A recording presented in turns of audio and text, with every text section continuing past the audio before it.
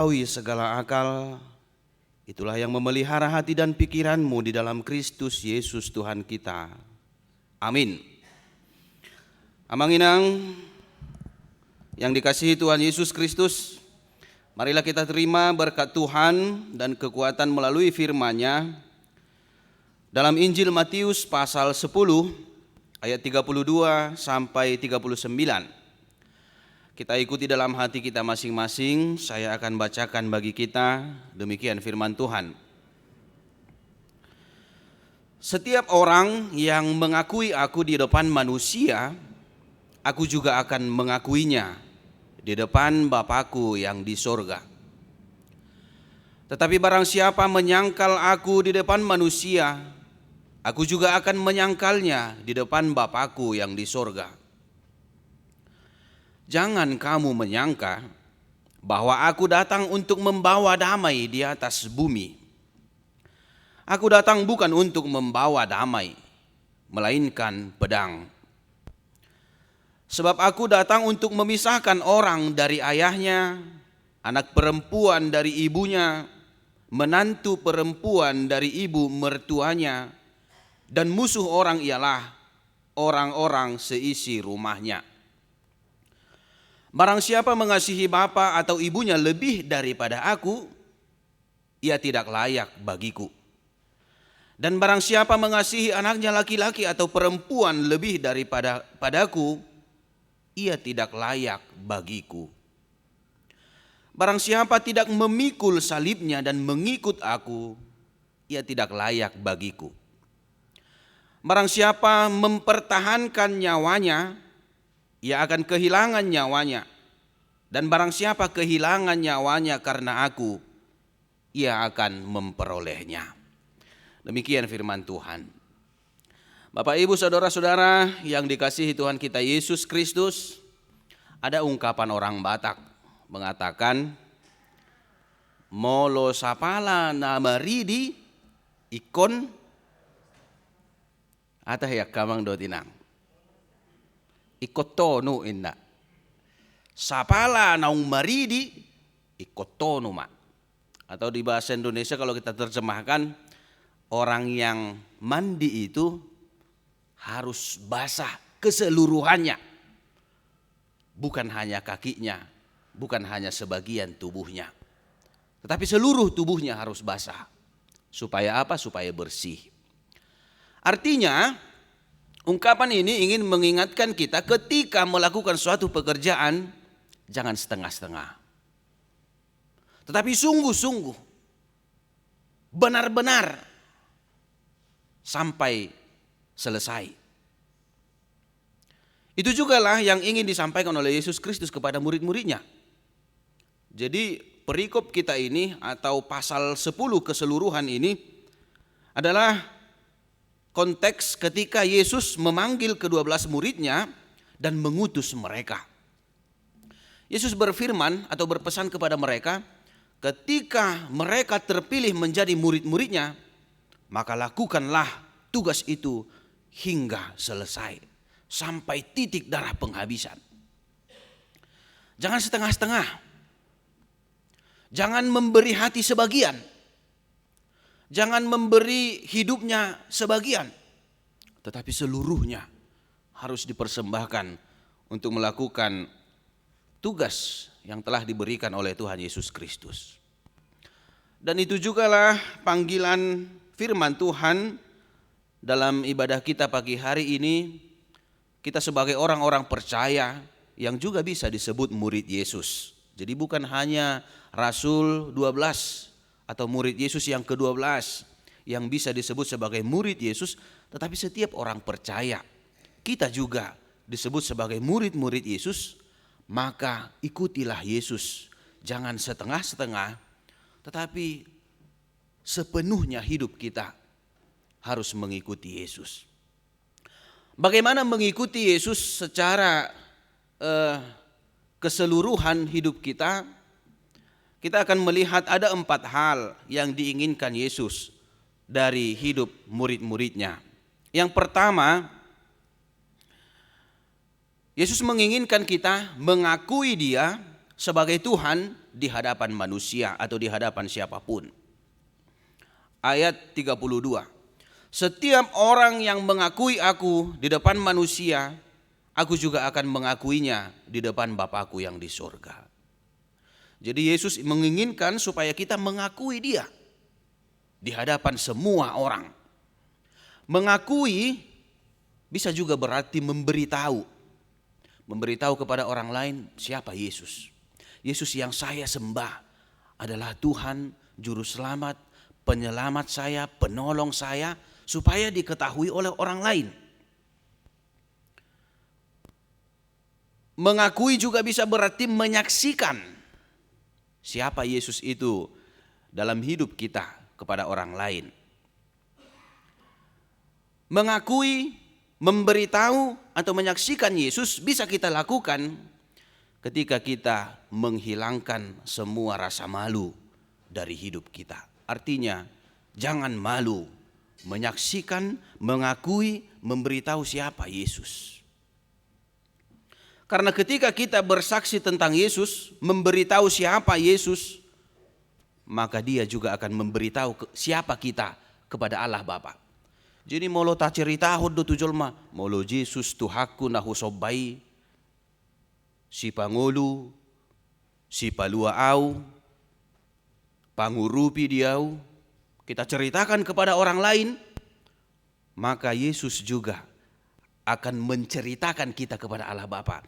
Ia padi tapi tu sinagai amang innama tu amat na digi banua gijang. Natakang doi.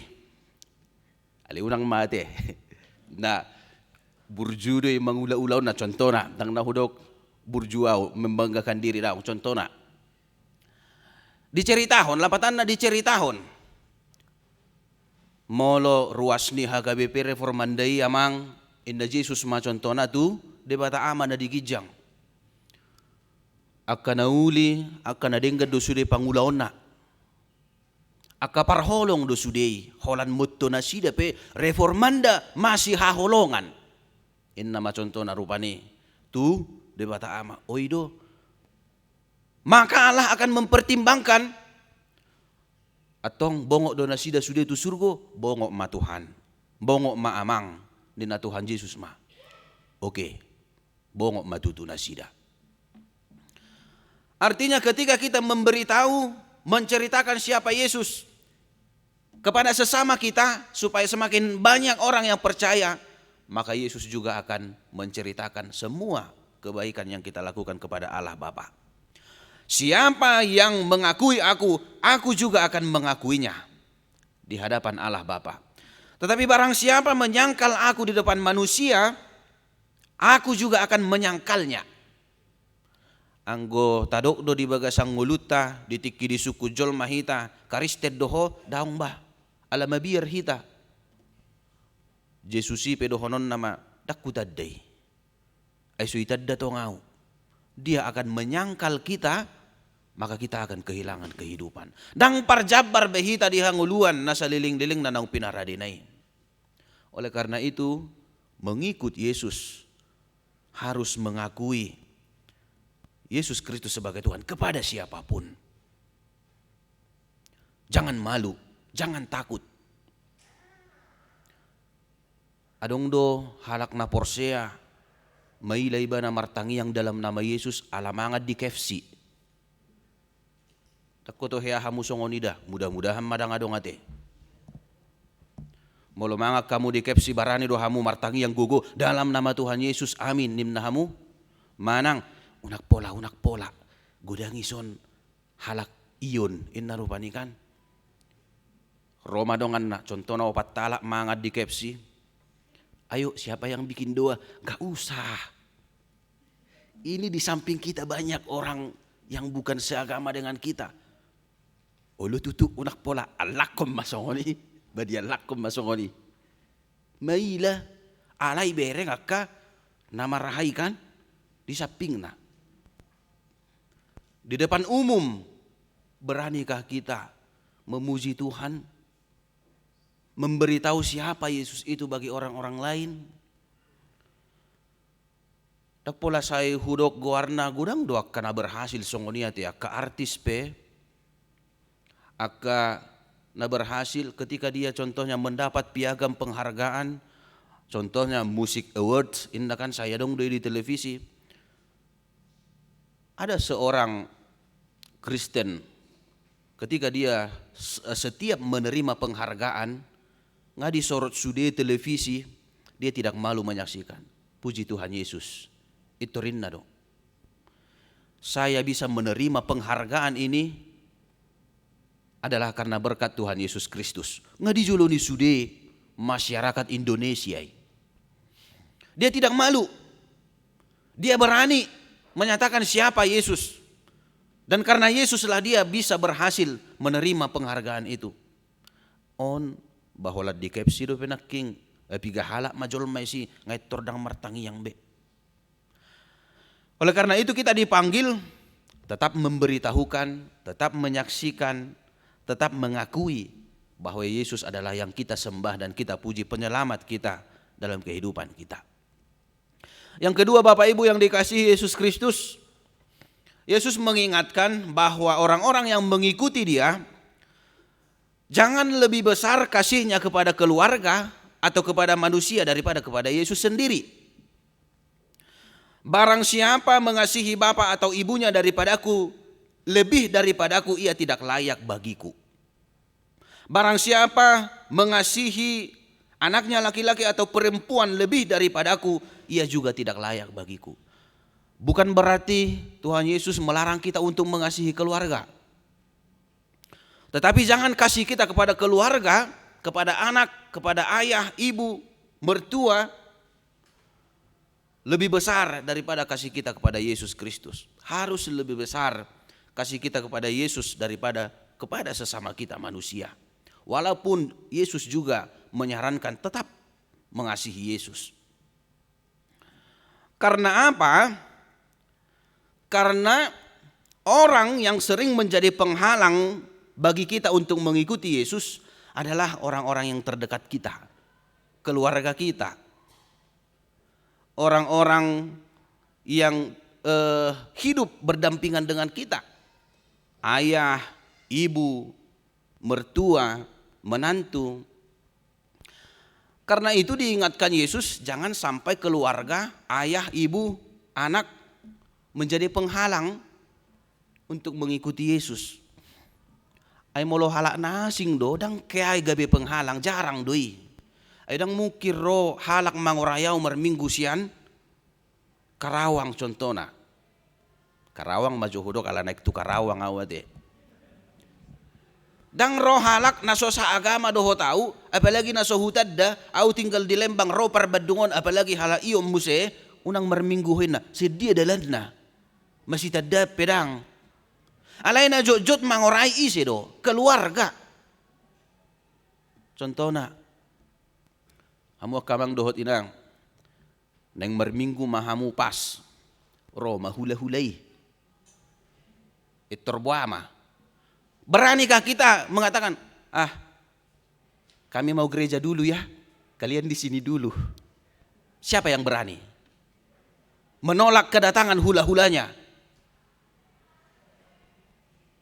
Siapa yang berani menyuruh hula-hulanya menunggu? Songoninang akayanak nami, anak-anak kami remaja na Poso Bulung. Kita sudah mau gereja, siap-siap, rupanya datang ibu atau ayah kita. Janganlah dulu nak. Ibu mau ke arisan, siapa yang menjaga rumah? Janganlah dulu gereja, jagalah rumah. Oh iya mak. Artinya keluarga terdekat kita lah yang sering menjadi penghalang bagi kita. Bahkan jok dora alani arisan marga, gabi dang marminggu. Dang marminggu hami bah. Bahasa tu dia hamu ayarisan hami majabui. Kami tuan rumah di arisan kami. Beranikah kita menolak? Ketika kita mendahulukan keluarga, mendahulukan sesama kita daripada bersekutu memuji Tuhan, itu artinya kita lebih mengasihi Tuhan daripada Kita artinya lebih mengasihi keluarga daripada mengasihi Tuhan. Padahal ingat, Tuhan Yesus berkata, barang siapa mengasihi keluarganya lebih dari aku, ia tidak layak bagiku. Jadi mulailah berani Amang Inang. Ketika keluarga menghalangi kita, ketika hula-hula datang melarang kita beribadah karena mereka datang, harus berani mengambil sikap dan tindakan. Setidaknya jangan mengusir, malu hula-hula dang boy memang usiro nate, itu ada ni halak batak. Tetapi setidaknya ajak bersama-sama beribadah. Tongon bah lae hula-hula neng merminggu hami. Beta marap. Alangkah indahnya kan? Beta marap merminggu hita bah. Asau tawa no parsaurata. Jolo disirai hatani itu hanima. Ulu tutu indah hula-hula ima. Gabilas marohana. Gabi tiruam mahita. Kita mengasihi keluarga, tidak ketinggalan keluarga, tetapi Tuhan Yesus juga kita muliakan, kita kasihi, kita tunjukkan, kita mengasihi, memuji dan memuliakan Tuhan. Yang ketiga, Bapak Ibu yang dikasihi Yesus Kristus, memikul salib. Itulah juga yang diinginkan oleh Yesus Kristus bagi pengikut-pengikutnya. Memikul salib. Mamorsan silang na doki. Ada raksoi di dok Yesus dona king. Jangan engkau mengira saya datang untuk memberi damai. Sesungguhnya aku berkata, aku datang bukan untuk membawa damai, tetapi untuk memisahkan, membawa pedang. Godang do halak na mamikirion gabe salah tafsirate. Edak toh HP Tuhan ini membuat damai, bukan berarti begitu. Yesus Kristus tetap membawa damai. Dia mau turun ke dunia dari surga adalah untuk mendamaikan kita dengan Allah. Mendamaikan kita dengan sesama. Mendamaikan kita dengan diri kita sendiri. Tetapi khusus Nats ini mengatakan bahwa Yesus Kristus membawa pedang, artinya pemisahan. Jadi bukan peperangan, bukan keonaran atau kerusuhan atau kekacauan, tetapi pemisahan. Dan itulah juga yang dinamakan salib. Jadi salib itu digunakan orang-orang Roma ketika itu untuk mempermalukan seseorang di hadapan umum. Untuk menyatakan seorang yang disalibkan itu betapa tidak berharga, betapa rendah kehidupannya. Bisa disamakan seperti sampah yang harus dibuang, yang harus disingkirkan. Salib juga ketika itu berarti penyiksaan, penghinaan yang luar biasa bagi orang yang disalibkan. Begitu juga dengan kita. Ketika kita mengikut Yesus, pasti kita menghadapi banyak tantangan. Pasti kita akan sering dipermalukan oleh orang-orang yang membenci Yesus Kristus. Itulah salib kita. Tetapi Yesus berkata, pikullah, jangan menyerah. Artinya sekalipun kita harus dipermalukan, dihina, bahkan dianggap tidak berharga karena kita percaya kepada Yesus Kristus, jangan menyerah. Ikutilah Dia. Karena sekalipun kita kehilangan harga diri, sekalipun kita kehilangan bahkan nyawa kita seperti dikatakan di ayat 39, tetapi kita sesungguhnya tidak kehilangan itu. Karena orang yang kehilangan nyawanya demi namaku, ia akan memperolehnya. Artinya sekalipun kita kehilangan hidup, kehilangan nyawa karena iman kepada Yesus Kristus, tetapi Yesus mempertahankan hidup kita di dalam tangannya. Di dunia ininya kita kehilangan nyawa, tetapi di genggaman Yesus kita telah memiliki kehidupan. Itu yang paling perlu dalam kehidupan kita. Jadi jangan pernah meninggalkan Yesus sekalipun nyawa taruhannya. Mungkin kita pernah mendengar kisah kehidupan dari seorang misionaris di Amerika bernama Jim Elliot. Sewaktu sekolah mulai SD sampai SMA dia adalah orang yang sangat pintar, yang sangat berbakat. apalagi dalam hal berpidato. Pidato-pidatonya sering masuk ke media-media dan dibaca oleh ribuan masyarakat Amerika Serikat. Bahkan ketika Presiden Amerika Franklin meninggal, dia masih SMA, si Jim Elliot ini. Dialah yang dipanggil untuk membacakan pidato. Dia masih SMA. Oleh karena itu banyak yang menawarkan pekerjaan bagi dia. Banyak perusahaan yang memanggil dia untuk memimpin perusahaan itu. Padahal dia masih baru tamat SMA. Tetapi apa yang dia pilih? Dia tidak menerima semua tawaran itu. Tetapi dia memilih untuk menjadi misionaris. Akhirnya dia kuliah mengambil jurusan teologi supaya dia bisa mengabarkan Injil, dan dia berencana menjadi misionaris ke orang-orang Indian di Ekuador. 3 bulan dia setelah memulai pelayanannya di Ekuador, hal yang sangat mendukakan terjadi. Dia mati dibunuh oleh orang-orang Indian di Ekuador. Berita kematiannya kemudian tersebar ke seluruh Amerika. Semua orang yang mendengar berita itu mencela, menghina, mengejek Jim. Molo hata-batak, pamalo-malohod dotongi. Nga dilihat tawaran gabe manajer di perusahaan non. Lau tu orang Indian, songoni mate. Dia sudah ditawari pekerjaan yang luar biasa, tetapi masih memilih pergi ke daerah yang belum jelas siapa penghuninya, bahkan membunuh dia sendiri. Konyol, sia-sia hidupnya, bodoh.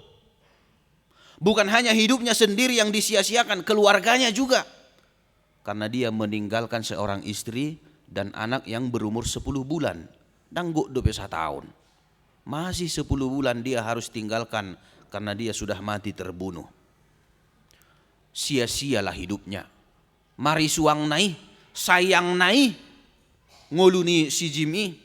Hape nama lo do ibana. Aturan na di ulu ibana parkarejuan, dia sudah menjadi orang yang berhasil. Dia kehilangan nyawanya. Demikian kata orang-orang banyak. Tetapi pertanyaannya, benarkah dia kehilangan nyawanya? Mungkin secara duniawi kita berpikir memang dia telah mati. Dia kehilangan nyawanya di dunia ini. Tetapi yang pasti nyawanya di surga dipertahankan oleh Tuhan. Setelah beberapa bulan kematiannya, banyak orang yang mencari-cari dokumen pribadinya. Ternyata sebelum menjadi misionaris, dia telah pernah menulis suatu motto hidupnya, sesuatu yang dipertahankan orang pasti akan hilang. Tapi hidup kita, bahkan kita kehilangan hidup, hanya karena mengikut Yesus kita akan berolehnya kembali.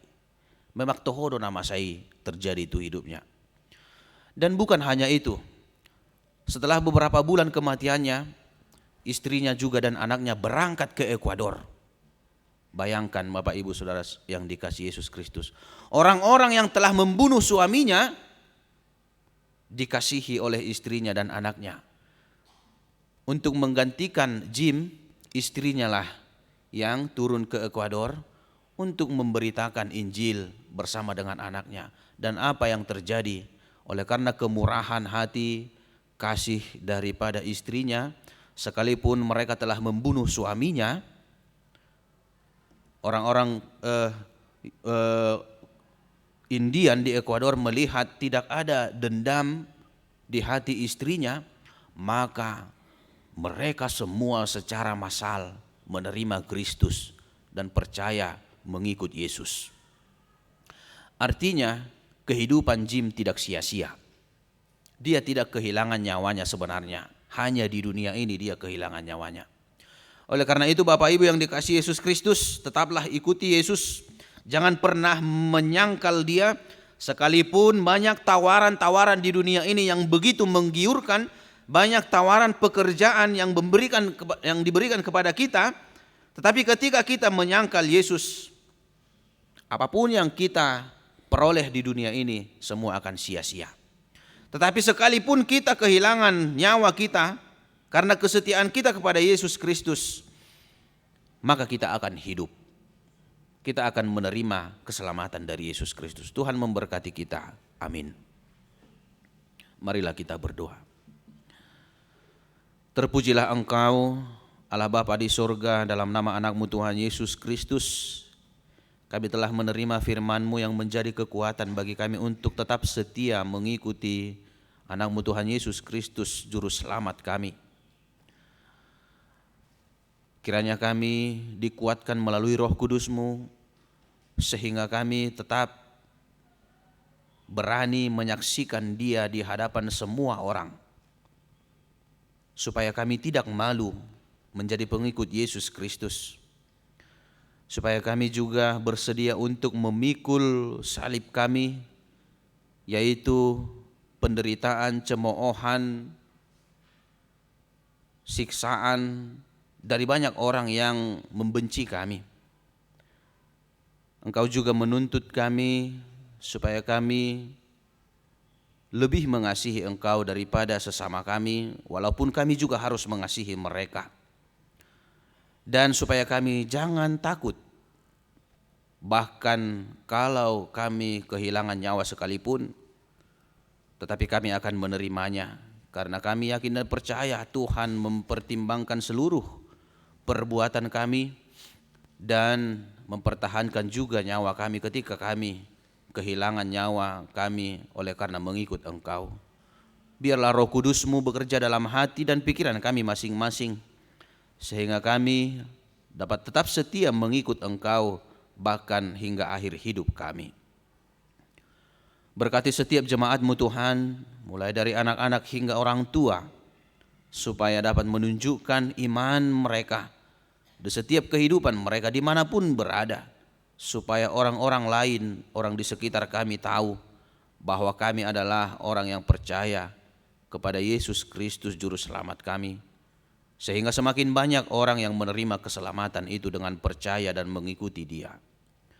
Bapa di sorga, berkati setiap pelayanan gereja-Mu, berkati pimpinan jemaat-Mu dan juga seluruh para halado yang bertugas di gereja-Mu ini. Biarlah seluruh pelayanan kami, pelayanan gereja-Mu menjadi kemuliaan bagi nama-Mu. Ajari gereja-Mu ini Tuhan untuk melayani semakin baik, supaya seluruh jemaat-Mu tersentuh akan kasih karunia Tuhan dan juga orang-orang di sekitar gereja ini. Kami serahkan seluruh kehidupan kami Tuhan, biarlah Tuhan yang membimbing dan memimpin kami. Dengarlah kami di dalam doa kami, dalam nama Yesus Kristus kami bersyukur dan berdoa. Amin.